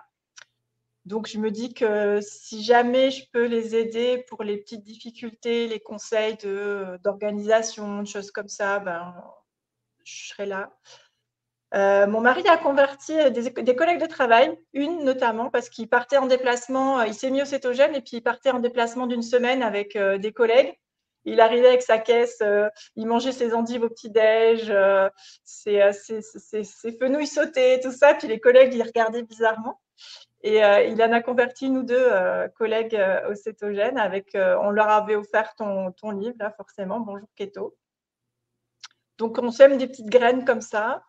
Et moi, je me dis que ce qui me tient à cœur, c'est d'incarner ce à quoi je crois et ce que je fais. Donc, être juste avec moi-même, je me dis que ça servira toujours à quelqu'un qui croise mon chemin. Moi, j'ai eu la chance de rencontrer des personnes inspirantes, dont tu fais partie avec Nelly aussi. J'en ai rencontré dans d'autres domaines et heureusement. Ben, j'espère être une personne inspirante de temps en temps pour quelqu'un, que ce soit sur l'alimentation, le style de vie, sur la parentalité, dans le cadre de mon métier, de la façon dont j'écoute les gens comme ça. Ben, voilà, j'espère juste être inspirée de temps en temps quelqu'un et puis la personne qui veut vraiment s'y mettre à un moment donné, elle cherchera, elle creusera, elle aura surtout besoin de trouver son pourquoi. Vous l'avez très bien dit pendant votre vidéo là. Il faut trouver un pourquoi pour se mettre au cétogène, un pourquoi fort. C'est ça qui va changer tout, en fait. C'est ça qui va enlever la motivation et mettre de la discipline, parce que la motivation, elle passe, et pas la discipline. Donc, s'il y a un pourquoi fort, quand on prend des décisions, il y a de la discipline qui suit. Et donc, j'espère que le fait d'incarner ce que moi je suis et ce en quoi je crois permettra à des personnes de le faire. Comme mes enfants, par exemple, tu vois, je convertis personne. ils sont libres. Je suis plus en place pour diriger ce qu'ils décident, mais je sais très bien que ça va les amener à faire des choix et qu'ils ont une ouverture d'esprit. Tu vois, on parlait du vocabulaire et de… mon fils est revenu une fois de l'école, enfin de l'internat, en disant « Oh là là, heureusement que son copain de chambre, heureusement qu'il est à l'internat parce qu'il a une hygiène du sommeil déplorable qu'il me fait. » C'est vrai, c'est le bon terme à employer. Et tu vois, à 15 ans, mon fils qui me dit ça, je me dis « Bon, bah, c'est bon, je lui ai appris des trucs, quoi, quand même. » Oui. Non, mais et c'est un sujet qui est central et qui est vraiment sous-estimé, sous-considéré, hygiène du sommeil, c'est exactement le bon terme. Donc au moins, il sait que ça existe, l'hygiène du sommeil, il fait ses choix, il fait quand même de l'ordi, il fait quand même, voilà, mais il fait attention à son hygiène du sommeil, il fait attention à son sport et un jour, il fera attention aussi à son alimentation quand le moment sera venu, vraiment. Donc voilà, je sème des graines pour mes enfants et pour les gens que je croise en tout cas. Et comme je dis toujours, il y a personne qui arrive au régime cétogène sans un objectif précis, donc on en revient à la vidéo du pourquoi. Mais il y a des gens qui entendent parler du régime cétogène, ça reste dans leur tête, et puis 5 ans, 8 ans après, ils ont des problèmes, forcément, parce qu'ils arrivent. Et là, ils se disent: «Ah oui, je pourrais peut-être envisager cette fois le régime cétogène», et là, du coup, ils ont la réponse au pourquoi et ils se lancent. Voilà. Ouais. C'est pour ça que je l'affiche beaucoup plus qu'au début. Voilà, je suis keto et c'est comme ça, tout comme j'ai les yeux bleus, bah, je suis keto. Voilà, il n'y a pas à Mmh. discuter, c'est comme ça. Mmh. Bah, c'est une bonne approche et c'est pareil, beaucoup de gens essayent au début du régime cétogène, comme ils ont beaucoup de bienfaits rapidement et cetera, de vouloir convertir tout le monde et ça sert à rien parce que clairement les gens restent étanches à tout ça. J'arrête pas de le dire, mais attaquer les gens sur leurs choix alimentaires, c'est comme les attaquer sur leur religion ou sur leurs opinions politiques. Les gens se mettent vraiment en mode défense, donc ça sert à rien, vous allez juste créer de la tension et vous allez rien changer. Par contre, être déjà ce qu'on prône, c'est-à-dire incarner ce qu'on prône, ça c'est important d'être le modèle.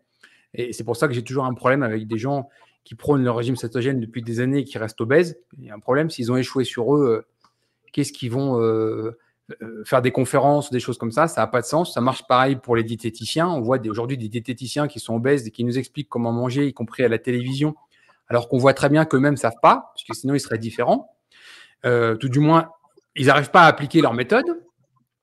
Donc, l'important d'incarner ce qu'on prône. Et puis après, les questions, elles arrivent automatiquement. Les gens qui sont prêts à changer viennent vous voir, vous posent des questions. Mais ça ne sert à rien, en fait, de provoquer le changement. Ça ne marchera pas. Ils seront en mode sécurité, ils n'écouteront jamais rien. Et par contre, ça fera des tensions, y compris en famille ou des choses comme ça. Mm. Alors, un sujet qui m'intéresse beaucoup, une passion que nous avons en commune, même si toi, tu en es une professionnelle et moi, juste un passionné.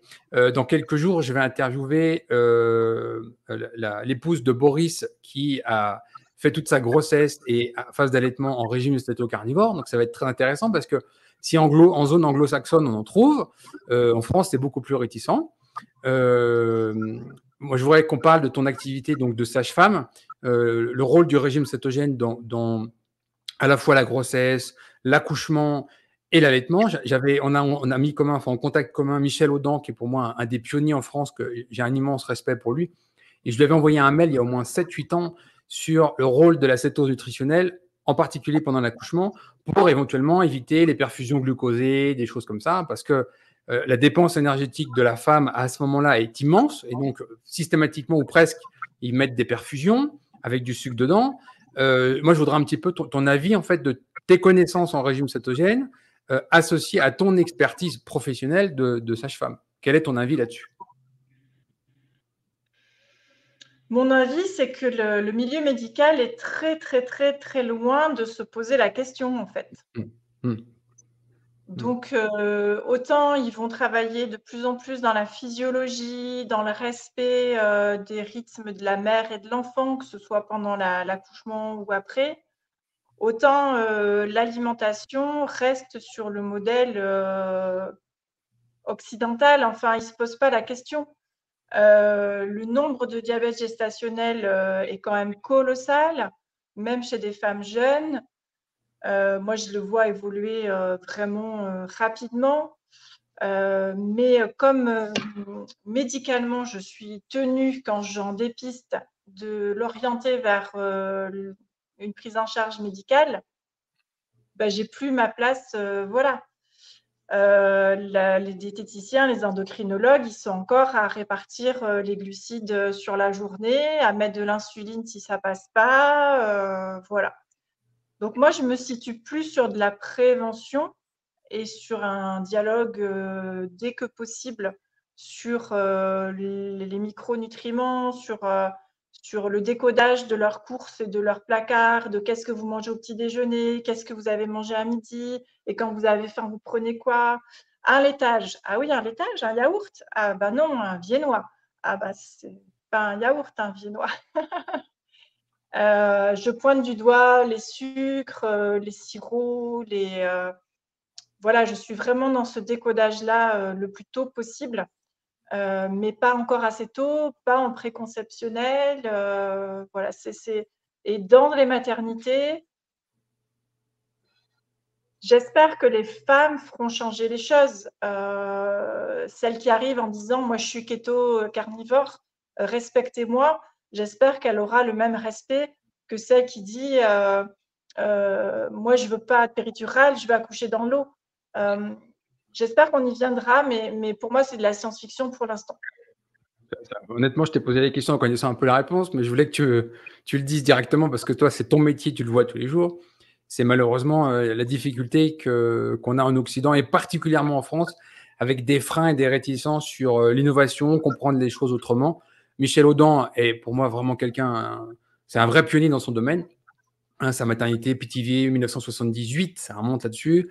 Après, tous les gens sont inspirés de ses travaux, mais le vrai qui a vraiment initié ça, c'est lui qui a pris des risques parce que c'était son métier. Et on voit le temps que ça prend pour ne serait-ce que changer les méthodes d'accouchement. Bien sûr, méthode d'accouchement dans l'eau, mais le respect de la femme à ce moment-là, les lumières, les proches, la position pour accoucher, etc. Ça prend des décennies pour changer une virgule, quoi, pour faire simple. Donc la nutrition, ça passera. Là, aujourd'hui, on en est à cette étape-là. Ça a changé en 20 ans, 25 ans. Ça a énormément évolué, vraiment beaucoup, dans le bon sens, moi, je trouve. Mais l'alimentation, c'est le parent pauvre, quoi, clairement. J'avais publié un article sur le diabète gestationnel sur notre site il y a des années. Il n'y a rien qui a bougé, forcément, parce que le diabète gestationnel en tant que tel est totalement mécompris. Le rôle du fœtus dans la résistance à l'insuline, mécompris. Et après, on a un vrai problème sur les micronutriments spécifiques qui induisent en plus un diabète gestationnel encore plus élevé. Et là-dedans, bien sûr, incapable de parler de régime cétogène, low carb, keto, céto-carnivore pour une femme qui est avec une grossesse, parce que les dogmes sont tellement puissants, puis il y a tellement un danger sur la femme enceinte, etc., qu'on n'en parle pas. C'est blackout complet. Alors qu'on sait qu'il y a plein de femmes qui ont suivi un régime cétogène bien formulé, je répète toujours bien formulé, pendant la grossesse, parce que c'était des femmes qui étaient souvent touchées de crises d'épilepsie. Donc elles suivaient un régime cétogène avant la conception et l'ont suivi pendant la grossesse pour maintenir leur crise d'épilepsie. Donc, il n'y a pas de problème. Et puis, bien sûr, au niveau évolutif, si tu veux, il y a 600 000 ans, et il n'y a personne qui allait chercher un snack sucré au supermarché du coin avant d'accoucher ou pendant la grossesse ou pendant l'allaitement. Donc, voilà. Donc, si tu veux, quand on remet tout ça dans une perspective d'évolution, on voit qu'aujourd'hui, l'ère moderne, on est un peu perdu sur la conception, la grossesse, la méthode d'accouchement et puis même l'allaitement, parce qu'on voit des âneries absolument incroyables aujourd'hui, jusqu'à des gens qui prétendent que, en gros, une formule synthétique pour allaiter un enfant, c'est meilleur qu'un allaitement au sein. Voilà le genre de conneries qu'on est capable d'entendre, mais ça perdure. Donc, peut-être que dans 40 ou 50 ans, ça aura changé. Espérons. Écoute, sur la grossesse et même le préconceptionnel, Magali Walkovich a écrit un livre sur lequel je m'appuie un petit peu quand même, parce qu'elle dit des choses justes dans ce livre et ça concerne directement les femmes enceintes. Donc, j'ai tendance à le recommander. Et hors grossesse, pour toute la santé des femmes que moi je vois à tous les âges, sur des soucis gynécologiques préconceptionnels, ou enfin, de toute façon de la vingtaine, de la trentaine et même les femmes plus âgées, c'est Bonjour Keto ou Eat Fat to Be Fit. Mais enfin, je parle forcément alimentation, hygiène de vie à tout le monde au final. Mais la grossesse et l'accouchement et la maternité, ça reste des portes closes réellement. Oui, aujourd'hui, c'est clair. Aux États-Unis, pas du tout, parce que c'est beaucoup plus ouvert. J'habite dans une ville où il y a 100 000 habitants. Il doit y avoir, je crois, une dizaine d'infirmières, sages-femmes qui font les accouchements à domicile. Ici, c'est très répandu. Tu dis que tu es en régime cétogène et tout le monde sait ce que c'est. Enfin, il n'y a pas de problème. Donc, c'est une autre zone, une autre conception des choses. Par contre, là où je voudrais attirer, j'en profite, l'attention des gens. Dans Bonjour Keto, je n'avais parlé spécifiquement. Parce que nous avons une littérature scientifique qui tombe toutes les semaines sur le régime cétogène, et j'ai vu fleurir ces dernières années des études avec des cas de femmes qui allaitent en régime cétogène et qui se retrouvent à l'hôpital. Et là, j'ai alerté, j'ai expliqué dans Bonjour Keto, j'ai dit attention, ne faites pas n'importe quoi. On voit des femmes qui font mais réellement n'importe quoi avec leur régime cétogène, c'est-à-dire qu'elles sont dans un régime où elles s'affament, elles sont en mode famine. Généralement, c'est très hypocalorique. J'ai vu des études où la personne qui se retrouve à l'hôpital en acidocétose, avec des corps toniques vraiment au plafond, en gros, elle faisait 3 repas avec du konjac. Et on appelle ça un régime cétogène. Voilà, concrètement, c'est ça. Hein. Et la littérature, donc c'est une très mauvaise publicité pour le régime cétogène parce que, un, c'en est pas un. Elle est en cétose, elle mange, mais ce n'est pas un régime cétogène et clairement pas correctement formulé. C'est juste un mode famine. Donc, une femme qui va produire du lait pour allaiter son enfant va produire environ 70 grammes de glucides par jour. Elle va les fabriquer. C'est son corps qui les fabrique. Alors que quand elle n'allaite pas d'enfant, elle n'a pas besoin de fabriquer ces 70 grammes par jour.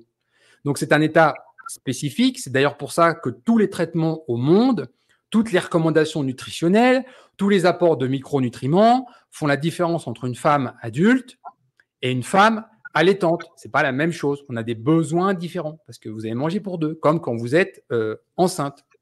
Donc, s'il y a besoin, s'il y a des gens qui font un régime cétogène alors qu'elles sont enceintes ou allaitantes, les besoins sont différents. Vous devez vraiment manger beaucoup plus. Pour fabriquer ces 70 grammes de glucides, il y a 2 grandes options. Vraiment manger beaucoup de protéines pour faire de la néoglucogénèse, mais là, il va falloir y aller.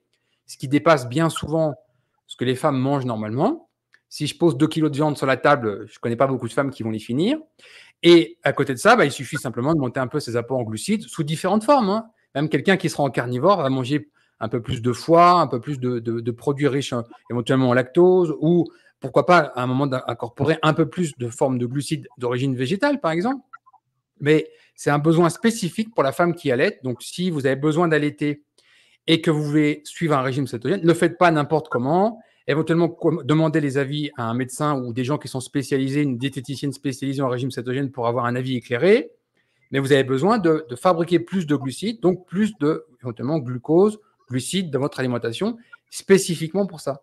C'est une phase, en fait, où des femmes peuvent manger 100 grammes de glucides par jour, 90 grammes de glucides par jour, et finalement maintenir une cétose très élevée. Parce que c'est un état métabolique très différent de quand elles ne sont pas en train d'allaiter. Donc, considérez cette phase de façon spécifique. Voilà. Non, c'est vraiment important d'être averti et d'être accompagné probablement, ou d'aller chercher des informations là où elles sont justes. J'ai un discours mesuré sur le sujet parce que j'ai bien conscience que parler de femmes enceintes ou de femmes allaitantes, il ne faut pas faire n'importe quoi. Il y a trop de gens qui prennent une fraction des informations, mais pas l'ensemble. Et donc, du coup, ils font n'importe quoi.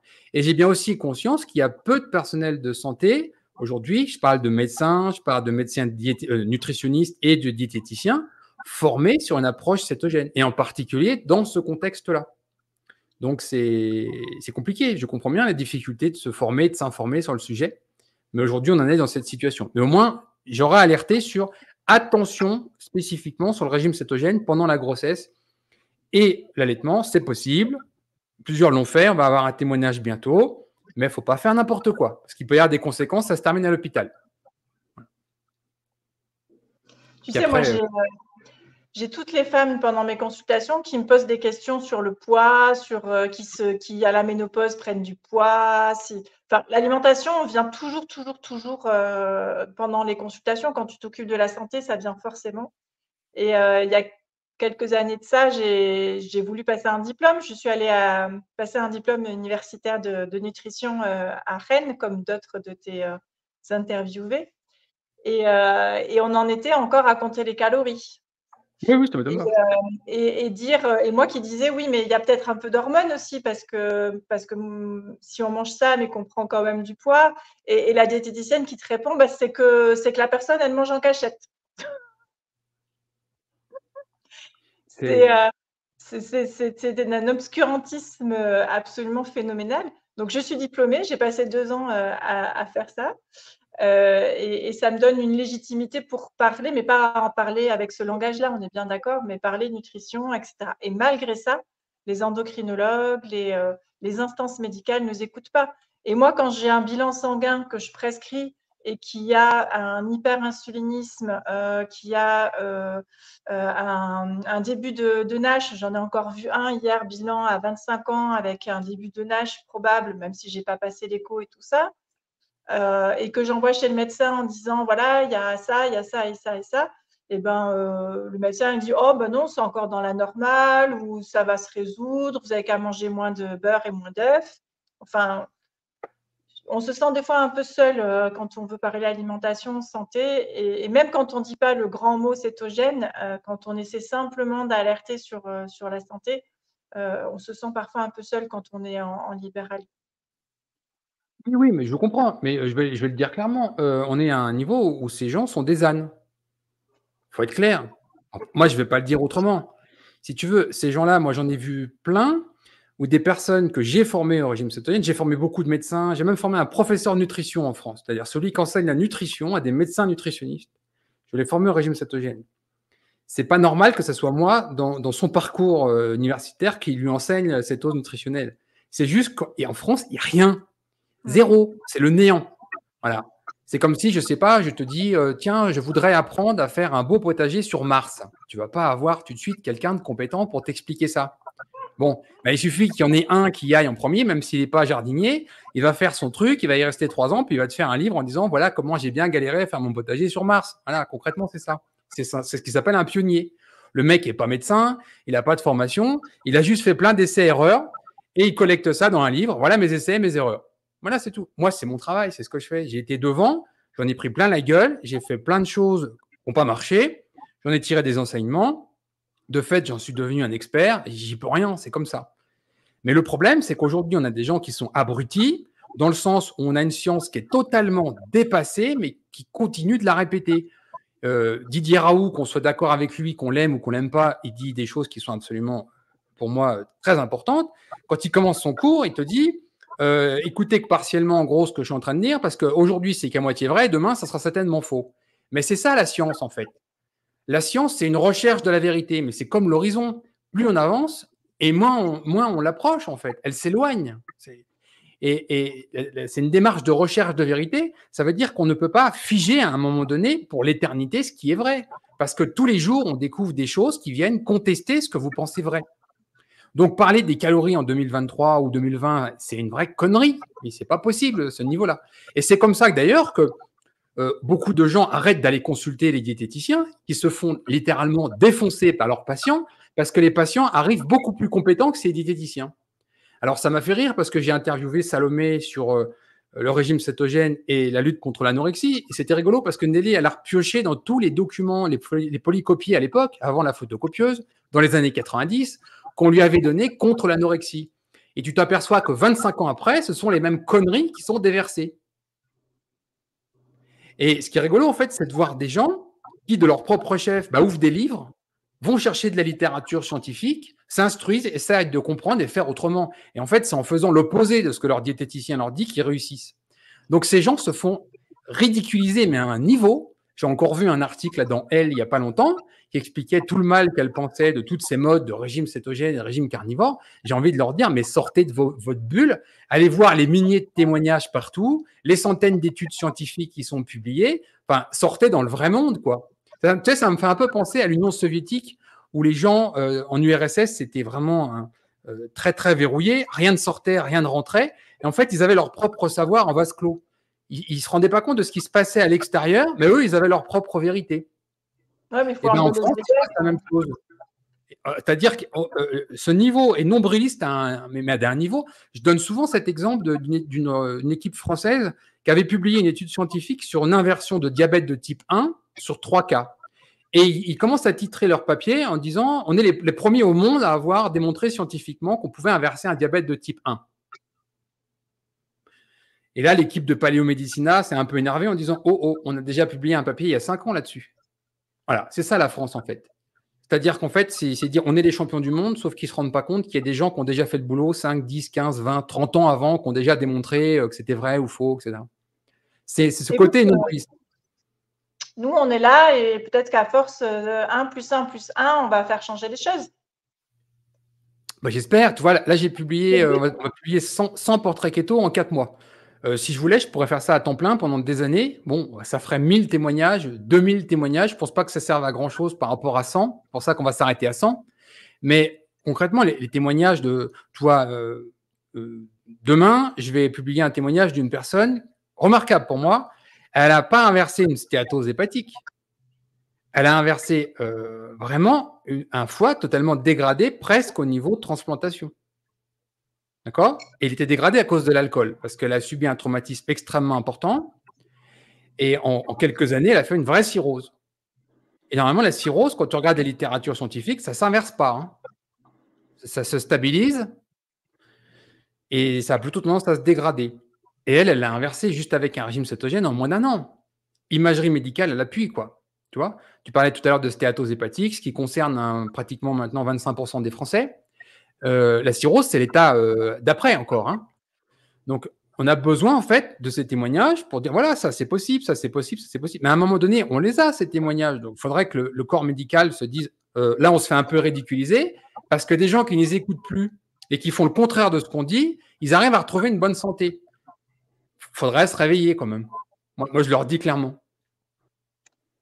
Ben, on va patient après patient. Moi, j'espère qu'effectivement, ça touchera petit à petit et que ça fonctionnera et que les jeunes femmes que je peux voir aujourd'hui, avec un petit éclairage différent, pourront aussi aborder leur grossesse différemment dans 2-3 ans. Enfin, tu vois, c'est boule de neige. Après, c'est comme dans la parentalité, quand tu fais des choses différentes et que après, maintenant, c'est presque du courant, etc. Enfin, je veux dire, il va y avoir un effet boule de neige. Moi, je crois en l'espèce humaine encore un peu. J'espère. Mais pour moi, c'est juste une démarche en fait qui est importante parce que je dis bien, je suis très désespéré globalement, collectivement, sur un changement, une prise en considération de tout ça au niveau collectif, au niveau des directives nutritionnelles, au niveau de tout ça. Moi, j'y crois pas un instant parce que la pression est telle, l'argent est tel que je vois pas comment ça peut changer. Par contre, au niveau individuel, que les gens se mettent le nez dans des livres, dans des études en disant voilà, j'ai telle pathologie, en cherchant, en faisant quelques analyses, quelques changements, je peux arriver à changer ça. Ça, j'y crois beaucoup, parce que les cas, on en a des milliers. Donc, on peut le faire.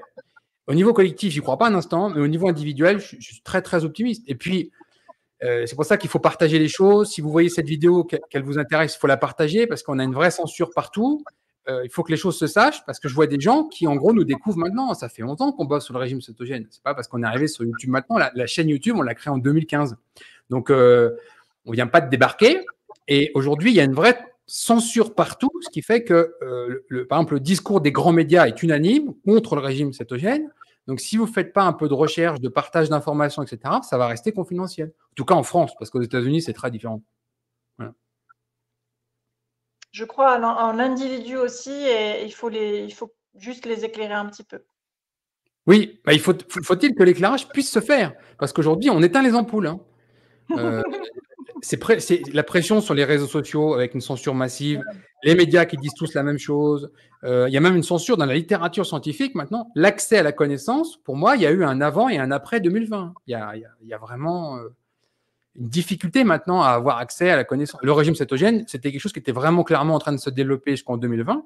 Là, depuis 2020, on a vu un vrai blackout sur tous les sujets alternatifs, toutes les autres façons d'aborder la santé. Ça a été complètement mis au placard, quoi. Voilà, c'est ça le danger.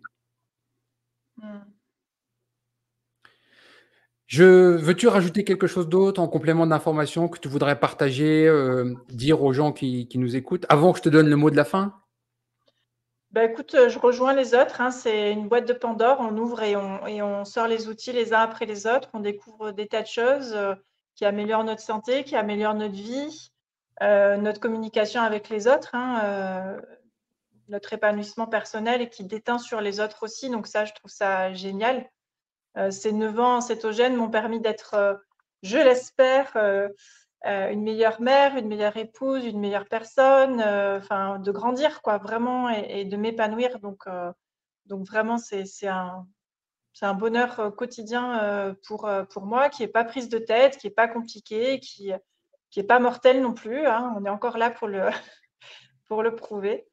Donc, bravo à toi et à Nelly de nous avoir aidés, de nous avoir montré le chemin, de continuer à le faire, de redonner envie de cuisiner aux gens. Enfin, voilà, c'est juste la vie simple, hein. Effectivement, ça n'a rien de compliqué. Mais il n'y a rien qui change si on ne change pas. Donc, voilà, il faut se prendre en main et trouver les ajustements pour soi. C'est tout le temps comme ça d'ailleurs, hein. La vie, elle est faite comme ça, hein, de toute façon. Oui. On ne peut pas changer quoi que ce soit si dans sa vie, on n'a rien changé. On ne peut pas espérer un résultat différent si on n'a pas changé quelque chose. Exactement. Et puis, Nelly dit le bon moment, c'est maintenant. Donc, je dirais ça. De démarrer, c'est comme apprendre à jouer d'un instrument. On ne sait pas faire, on tâtonne. Des fois, on le pose de côté parce qu'il nous agace et puis on le reprendra plus tard. On y arrivera mieux. Mais jouer encore, apprenez et plus on joue et plus c'est agréable et plus c'est fluide et plus c'est normal. Et j'espère que tout le monde, que les gens se rendront compte de la normalité que ça peut être au final. C'est pas plus bête que ça, quoi. Je te remercie beaucoup pour ce précieux témoignage qui vient s'ajouter aux 74 autres. Toi, tu es déjà le numéro 75. On n'est pas on n'est pas des cas isolés ou on est beaucoup. Beaucoup de gens témoignent d'une longue expérience du régime cétogène. Toi, c'est 9 ans, c'est pas rien. Toi, beaucoup de gens disent ah oui, mais le régime cétogène, c'est pas tenable. Alors moi, ça fait 11, toi, ça fait 9. Ça va, on est encore en vie, on a l'air en bonne santé. En meilleure santé que je n'étais il y a 9 ans, ça c'est clair. Et j'espère vraiment vieillir en bonne santé, en bougeant, en profitant des autres, en partageant. Enfin, voilà quoi, le but, c'est ça, c'est d'être avec les autres, en bonne santé. Alors, longue vie et excellente longévité grâce au régime cétogène. On fera le bilan dans 40 ans. Hein. Ouais, ça marche. J'avais déjà Rendez-vous. publié il y a longtemps que le régime cétogène, ça serait, d'ailleurs, la science nous le montre de mois en mois, que ce serait le régime longévité, que les corps cétoniques jouent un rôle majeur comme voie de signalisation pour la longévité, mais il faudra attendre 40 ou 50 ans pour qu'on puisse faire le témoignage et le confirmer. Écoute, moi j'y crois dur comme fer, vraiment. Merci beaucoup, Valérie. Merci Ulrich. À très bientôt. À bientôt à tous. Au Au revoir. revoir.